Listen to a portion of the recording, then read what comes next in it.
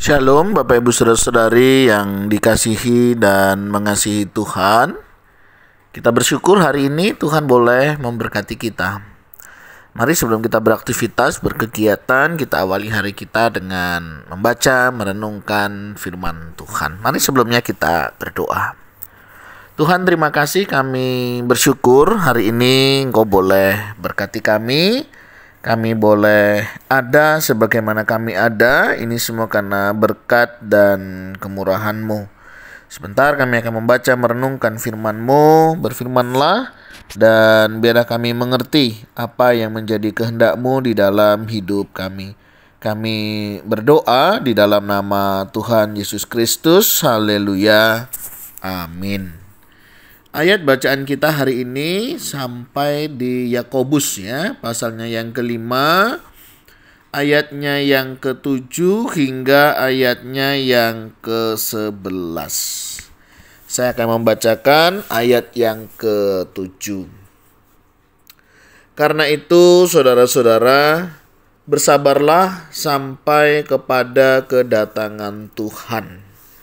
Sesungguhnya petani menantikan hasil yang berharga dari tanahnya, dan ia sabar sampai telah turun hujan musim gugur dan hujan musim semi. Ayat 8, kamu juga harus bersabar dan harus meneguhkan hatimu, karena kedatangan Tuhan sudah dekat.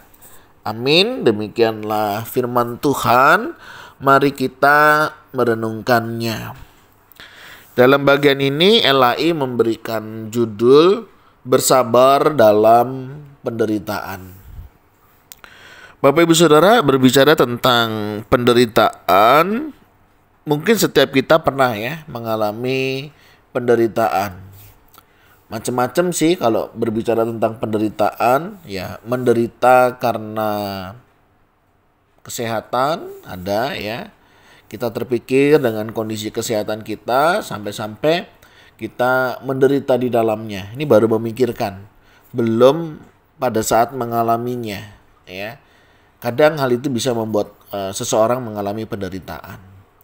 Bisa juga penderitaan yang disebabkan misalnya bencana alam ya, musibah, atau juga penderitaan yang disebabkan karena situasi kondisi ya, apakah itu politik ya, apakah itu kehidupan di lingkungan di mana kita memang sebenarnya tidak nyaman. Ada, sangat mungkin terjadi penderitaan, penindasan yang mungkin di tempat kerja begitu ya. Saya menemukan ada beberapa informasi, ada orang-orang yang cukup menderita di tempat kerjanya, tapi dia tidak bisa berbuat apa-apa ya, karena terikat kontrak, karena ijazahnya yang ditahan, bisa membuat seseorang menderita. Nah, demikian juga ketika seseorang menjadi orang Kristen, ya. Saya sering mendengar bagaimana mereka menyampaikan ada penderitaan. Ketika saya ikut Tuhan ya, keluarga saya tidak suka, keluarga saya tidak menerima saya ya. Ada satu penderitaan yang mereka alami. Nah, Bapak Ibu Saudara, apapun penderitaan yang sedang kita alami, yang sedang kita jalani, yang mungkin itu juga sedang kita doakan begitu ya, yang kita sebut penderitaan, apa yang bisa kita lakukan dalam menghadapinya? Salah satu ya yang firman Tuhan hari ini katakan bersabar ya. Karena itu saudara-saudara, bersabarlah. Kenapa ya kok Tuhan itu ngingetin kita hanya dengan bersabar? Karena gak ada pilihan lain saudara selain bersabar. Dalam hidup ini memang kita akan menjalani sebuah proses pembentukan dalam kehidupan. Nah, dalam proses itu yang dibutuhkan apa? Kesabaran. Kesabaran memang butuh waktu ya, butuh waktu. Sabar tuh butuh waktu ya, sama seperti sebuah proses. Proses itu kan tidak ada sesuatu yang instan ya. Mungkin ada sih yang disebut instan, tapi menurut saya itu juga nggak instan karena masih ada proses di dalamnya. Nah, di dalam menghadapi penderitaan, penganiayaan, bahkan mungkin begitu ya, kuncinya cuma satu ya, bersabar. Karena dengan kita bersabar, kita bisa melakukan menjalani kehidupan ini. Nah, jadi ini sesuatu yang penting ya. Sabar ya. Memang nggak mudah, tapi itu adalah sebuah proses pilihan yang terbaik. Kesabaran itu berbuah manis ya. Saya ada banyak pengalaman, saya ada banyak kesaksian ya, melihat bagaimana ketika kita bersabar begitu ya, Tuhan itu memberikan sesuatu yang terbaik ketika kita sabar ya, tidak gerusa-gerusu, tidak pengennya serba cepat. Karena proses itu yang justru menolong kita menikmati perjalanan hidup. Dan saya melihat banyak orang yang akhirnya ya lebih menghargai. Ketika seseorang tidak sabar, akhirnya mereka memilih jalan yang pintas dan mereka tidak mendapatkan yang sesuai begitu ya. Dan ini tentunya kita juga yang rugi ya. Karena kesalahan, ketidaksabaran membuat kita akhirnya melakukan sesuatu yang nggak tepat. Itu contohnya. Mungkin Bapak Ibu juga punya pengalaman ya. Ya, sebenarnya tinggal 1-2 langkah lagi nih. Tapi karena kita gerusa-gerusu, sehingga malah membuat kita tidak mendapatkan hasil yang sesuai. Nah, demikian juga di dalam iman ya.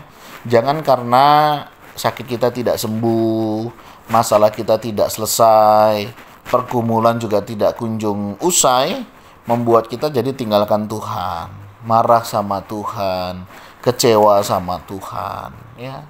Saya beberapa kali mendengar keluh kesah begitu ya, nggak ikut Tuhan kenapa, percuma ikut Tuhan ya, aku doa kok Tuhan nggak jawab. Ada Bapak Ibu Saudara, ada ya. Jadi kalau hari ini Bapak Ibu tetap percaya ya, tetap setia sama Tuhan, itu anugerah. Di luar sana ada banyak orang ya, karena merasa Tuhan tidak menjawab doanya, dia tinggalkan Tuhan ya, dia memilih jalan yang lain, yang padahal jalan yang dipilih bukan jalan yang terbaik. Nah Bapak Ibu Saudara, saya nggak tahu ya apa pergumulan Bapak Ibu Saudara, penderitaan yang sedang dialami, tapi apapun itu firman Tuhan katakan bersabarlah. Oke, sampai kapan? Sampai kedatangan Tuhan. Artinya waktunya kita nggak ada yang tahu. Dan percayalah, waktu Tuhan itu pasti yang terbaik. Tuhan itu ya nggak pernah terlalu cepat dan juga tidak terlambat. Ini waktu Tuhan pasti yang terbaik, waktu Tuhan pasti yang tepat. Apakah mungkin ada di antara kita ya sedang menanti pasangan hidup? Karena kita berpikir, sudah lama, bagaimana? Mungkin nggak ya? Saudara tetap usahakan apa yang menjadi bagian kita. Jodoh itu kan 2 tanggung jawab. Ya, 1 Tuhan memang yang mempertemukan, tapi yang kedua memang tanggung jawab kita di sana ya, untuk mencari. Nah, nanti dalam pimpinan Tuhan, Tuhan menyertai. Itu contoh dalam pasangan hidup. Dalam pekerjaan mungkin sama juga ya. Mungkin dalam pekerjaannya kita juga berusaha bekerja. Percayalah ya, setiap kita yang mengusahakannya Tuhan pasti akan memberkatinya. Sakit penyakit yang kita alami, mungkin Tuhan tidak memberi kita kesembuhan, tapi Tuhan menguatkan, meneguhkan iman kita, mengubah cara pandang kita, sehingga kita bisa melihat jauh lebih luas ke depan. Penderitaan, penganiayaan karena mengikut Tuhan mungkin, ya Tuhan akan kuatkan, teguhkan. Contoh di dalam perikop ini tentang Ayub, penderitaan yang Ayub alami misalnya ya. Saya percaya, happy ending kan di pasal 42, ya, bagaimana Tuhan memulihkan kehidupannya dan dia menyadari tidak ada rencana Tuhan yang gagal. Dan ini sesuatu yang menarik. Artinya begini, Tuhan tidak akan uji kita seperti Ayub jika iman kita tidak seperti Ayub. Jadi kalaupun Tuhan izinkan ujian dalam hidup kita hari ini, karena Tuhan tahu kita mampu, begitu ya, tinggal kita mau nggak mengelola apa yang sudah Tuhan berikan. Sama ya kayak anak-anak nih lagi pada ujian akhir semester. Seorang guru ya ataupun seorang dosen tidak akan pernah menguji lebih daripada kemampuan anak-anak. Rata-rata yang diujikan sesuatu yang sudah dipelajari, sesuatu yang sudah mereka ketahui. Tinggal bagaimana mereka menjalani hidup mereka. Sama seperti firman yang sudah kita baca. Apakah kita mau menghidupinya atau tidak? Kalau kita menghidupi firman ya, kita menerima firman itu dalam hidup kita, saya yakin percaya setiap kita bisa melewati perjalanan hidup ini. Memang nggak mudah. Tapi saya yakin dan percaya setiap kita akan menjalaninya dengan lebih baik. Nah, jadi Bapak Ibu Saudara, mari dalam menjalani tantangan kehidupan, kunci utama adalah bersabar, menanti waktunya Tuhan, dan percaya Tuhan pasti memberi yang terbaik. Tuhan, terima kasih. Kami bersyukur hari ini Engkau boleh berkati kami. Kami boleh ada sebagaimana kami ada, semua karena berkat kemurahan-Mu. Kami juga mau menyerahkan untuk kehidupan kami selanjutnya. Tuhan, tolong kami jika ada di antara kami yang sedang mengalami pergumulan, penderitaan, sakit, penyakit, apapun itu. Kami berdoa ya Tuhan, kiranya Engkau boleh tolong, Engkau boleh campur tangan. Kami boleh sabar di dalam menjalani semuanya ini. Tuhan, ini doa seru kami. Kami mohonkan berkat-Mu di dalam nama Tuhan Yesus Kristus. Haleluya. Amin. Bapak Ibu Saudara, demikianlah renungan kita hari ini. Kiranya Tuhan Yesus memberkati kita sekalian. Shalom.